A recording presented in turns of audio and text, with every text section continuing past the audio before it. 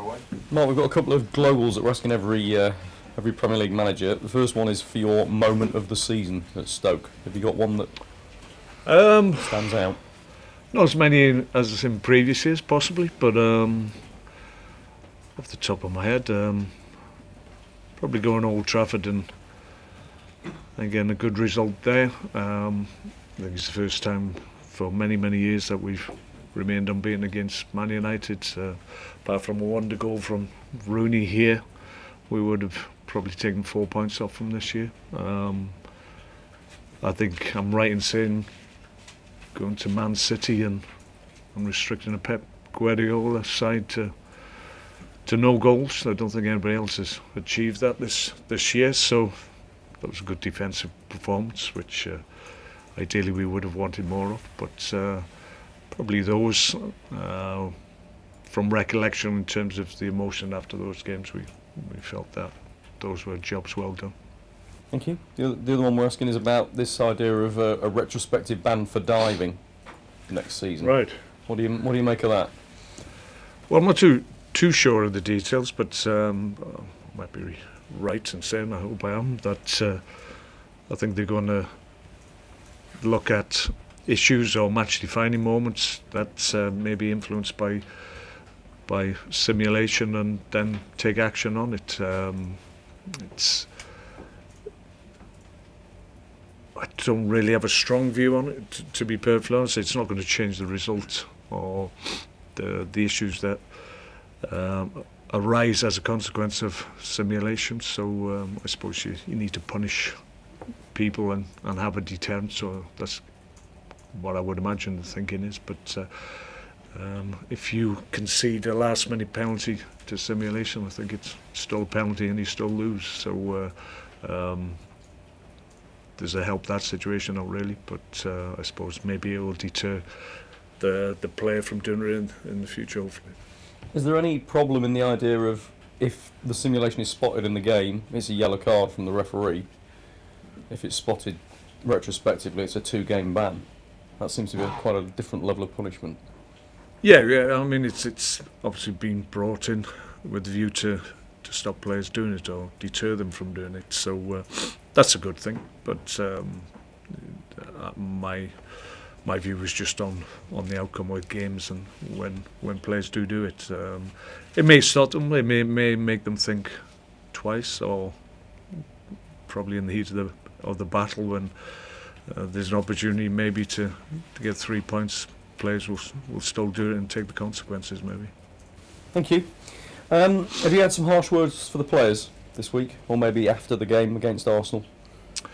We were disappointed with what we produced. We'd worked on what we wanted to do in the game. It's fair to say in the first half we didn't execute that anything like how we needed to against a very good Arsenal side, in fairness, who come into good form, and albeit we didn't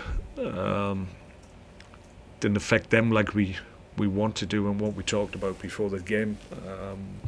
But we're still very much in the game. The second goal, obviously, we had to change things and chase the game a bit, and we had a good response there. We got to 2-1, and I think if we'd retained our position in the game at that point, then we might have been able to get closer. But once the third goal went in, then the game went away from us, and Arsenal finished comfortably. So there was a disappointment, just more so on the first half performance, because we didn't affect them as much as we needed to. We were looking to exploit space behind their wing backs and try and get obviously our more creative players into good areas at the top of the pitch, but unfortunately we couldn't exploit those spaces because Arsenal retained the ball really, really well and moved it around quickly, and we found it difficult to get a foothold in the game. You can't now finish in the top 10 by the standards you've set yourself and you've set this football club over recent seasons. Is that a failure this season? Yeah, well, it's fair to say we've not hit the targets that we set ourselves at the beginning of the year. It's a disappointment from that point of view. Is it a disastrous disappointment? Is it a terrible disaster? Those those are strong terms. I don't think it is. I mean, we're disappointed. That's the key emotion, along with frustrated on occasions in certain games. But I think we've got to put it in perspective, and for the most part in the season we were very comfortable in mid-table position. We just slipped from that in recent weeks. We're never in danger of ever going down in the league. I think we're only ever in and around the bottom 3 positions in the early weeks of the season. Apart from that, we're always in mid-table, and maybe there's a little bit of the excitement that we've had in previous years has been lacking this year. So we'll try and address that next year. I think what we can do in terms of where we go next year is use the disappointment of not achieving what we set out to this year. We can use that as a motivating factor next year and really be strong and address some of the issues that have been raised this season. There weren't many fans left in the ground for your lap of honour, which I suppose is possibly understandable, maybe the way the game had gone. But do you have any fear that the supporters are turning against you? No. I mean, it is what it is. I mean, we've raised the expectation ourselves over the last 4 years. We're in the Premier League, the strongest league in world football. That itself, in previous years before I was here, was the be-all and end-all.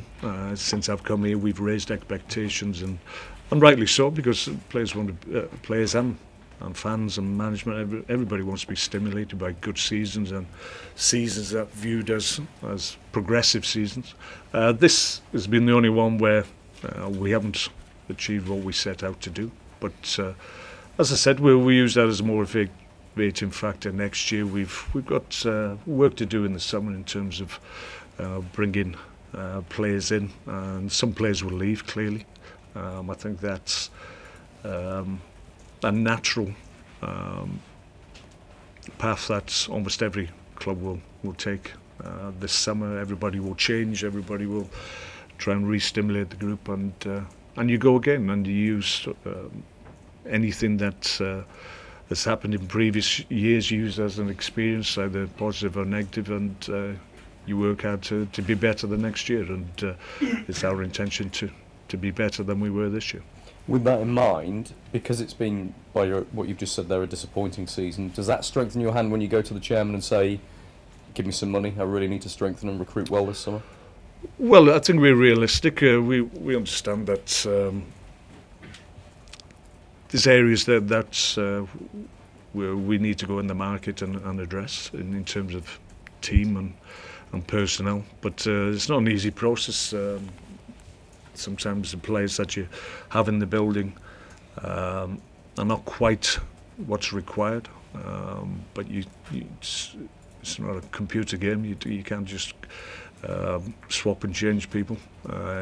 There's a process, and it's difficult sometimes to get the players that you want, and sometimes the players that for their own careers need to leave. It's even more difficult to allow them to leave at the right level. So it's not easy, but everybody else has got the same problems that we have. It's important that we do invest, and had talks with the owners and the club. If the right players become available, as always, they will always try and make things happen. So that process has always been the case here, and I've always been comfortable with that. The level of investment is always dependent on what type and what calibre of player that you're going after. So if we get an opportunity to bring better calibre players in, we'll try and do that. They come at a premium, but I'm sure if there's a convincing case to do certain players or have the opportunity to bring certain players to the club, then the owners will back me, as they have done in the past. One of the most surprising stats I saw this week was that Stoke haven't beaten any side in the top 12 as the league stands at the minute. Which suggests, unlike other seasons, you've struggled against the better sides. Any ideas why that is? Well, in previous years we were criticised for not being the teams around us, so it is what it is. I'm sure a lot of clubs in and around us have similar records this year. You saw last night in the game against the previous champions against Tottenham. There's a huge difference this year. For whatever reason, the top 6-7 clubs are markedly ahead of everybody else. So that's skewed the stats and whatever in terms of the difference between the top, middle and bottom. So it is what it is. And next year everybody in the middle group will try and improve markedly like the top 6 did this year.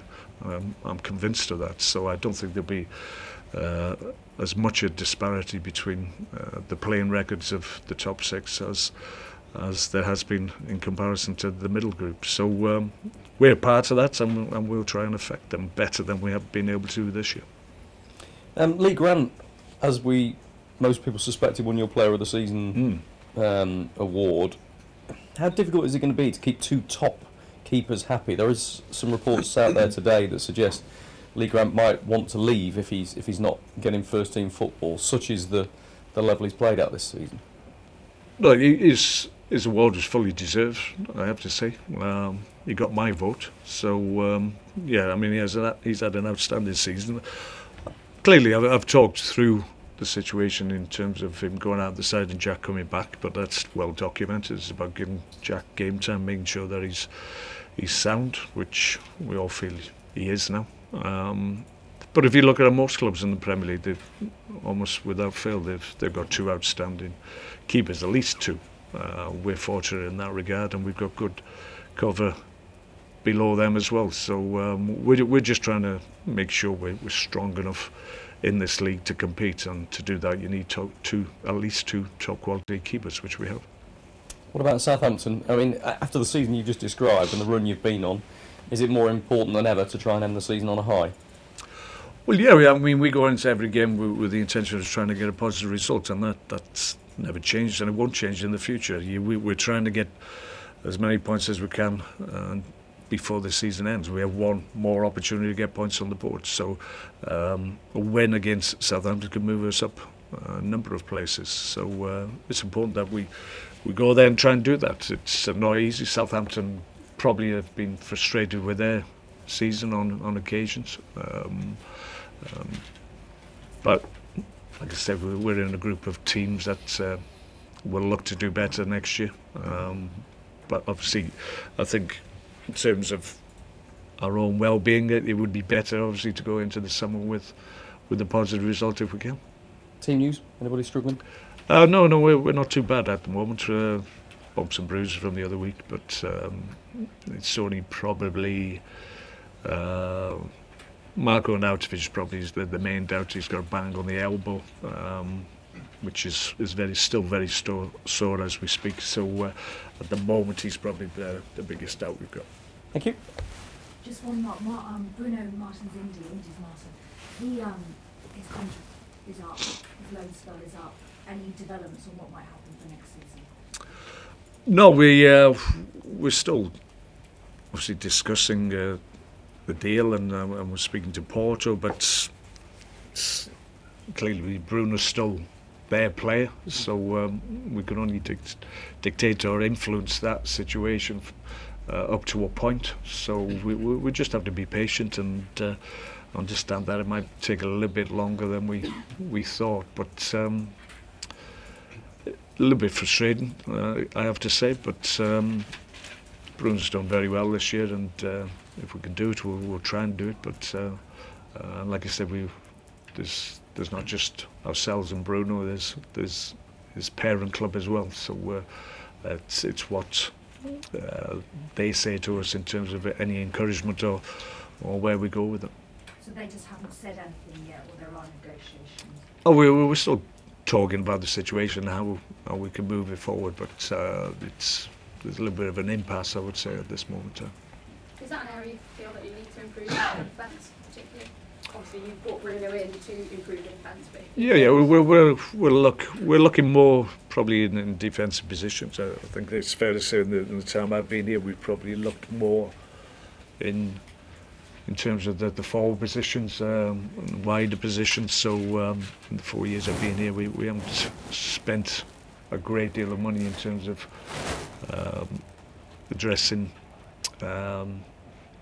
positions in the back 4 or 5. So we'll look to do that. We're not a club that can go out and address all the issues that we have in the squad in one window or 2 or 3. So we have to do it over a period of time. So now's the right time to maybe look at those positions and see if we can strengthen. And some of the players that are out on loan, the players you sent out at Christmas and have you had a chance to think about them yet? Who might come back? Some will leave clearly, but others may well come back. So we'll wait and see. Has anybody impressed you particularly since they've been away on loan that you think? It's been difficult for some of them.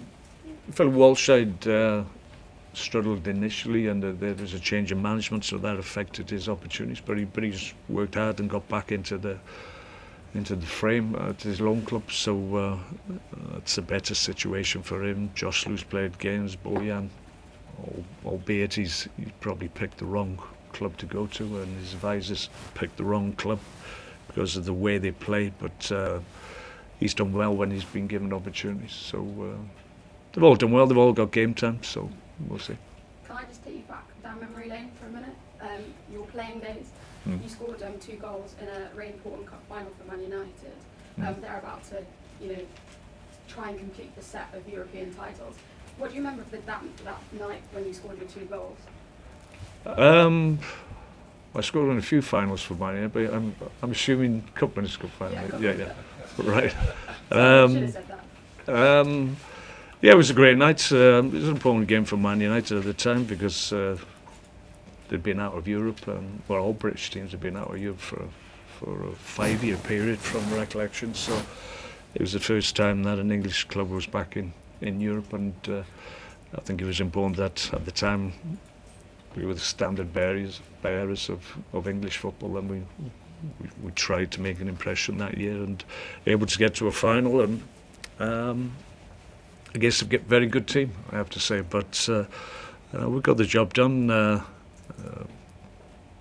There's a little bit of debate about the first goal that I scored, but I was just a striker doing my job, so Steve Bruce is probably still aggrieved about it, but it was my goal. But second one, obviously, was more definite, and I seem to recall there was a through ball, and the keeper came charging out. I think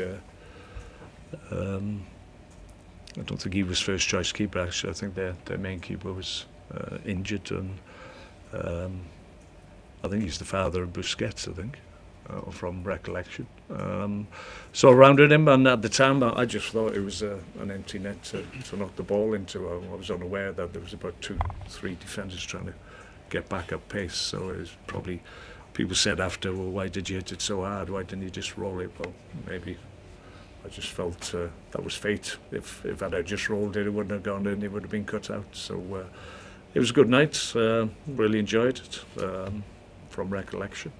It got a bit fuzzy towards the end of the evening, but yeah, it was a good time, good experience. If Man United can win the Europa League and complete that set of European titles, does that cement their European legacy of one of the greatest teams? I think they've already got that standing in European football, certainly, but it's surprising that they've never won it. I think I got to semi-final, I think, in that competition one year, got knocked out by Juventus, but I think that's probably the closest United team had got to winning the UEFA Cup in those days, which a lot of people regarded as harder to win than the European Cup in those days, but that's not the case now in terms of it standing against the Champions League. But it'd be good to obviously be able to say that they've won every European trophy available, so I wish them well. Thank you. Cheers, Mike. Mark, League won Player of the Season. I was just noted in the OK magazine that Player of the Season was Bruno Martins Indy. In actual fact, if they produce sort of like their finals based on sort of scores throughout the season for each of the players, and of their top 5, 4 new signings: Ramadan, Ligon, Joe Allen, Bruno Martins Indy. I mean, you must be very pleased that your new signings this season have made such an impact.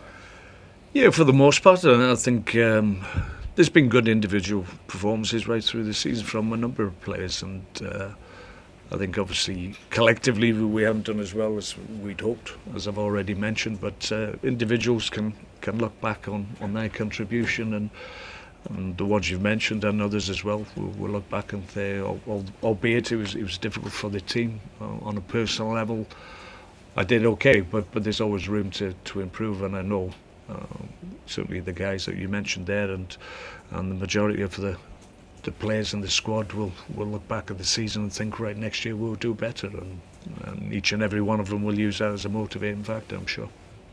I mean, it's good that obviously Grant's goalkeeper wins player of the season, and Bruno Martins if he wins this one, that sort of thing, but would you prefer sort of strikers and playmakers to actually sort of win these sort of...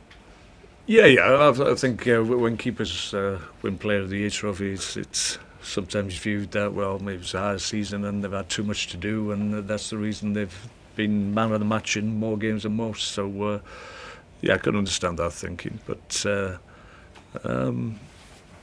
no, I think sometimes you have to recognise when players have been outstanding and when they've had a real input on the team and their performances, and it doesn't matter if it's keepers or full-backs or midfield players or strikers. If they're the right person and the one that's had the most marked influence on results and performances, then it's right that they should get the recognition of them. One more. I'm compiling a book about Stoke City's season that's just finishing. Would you have a sort of title for a book to describe this season? Not off the top of my head. I'm sure you've got one though. I'll wait with interest. Right, good. Okay. Thanks, folks. Thanks, mate. Good luck. Thanks for all your help. Good luck. Cheers. Okay.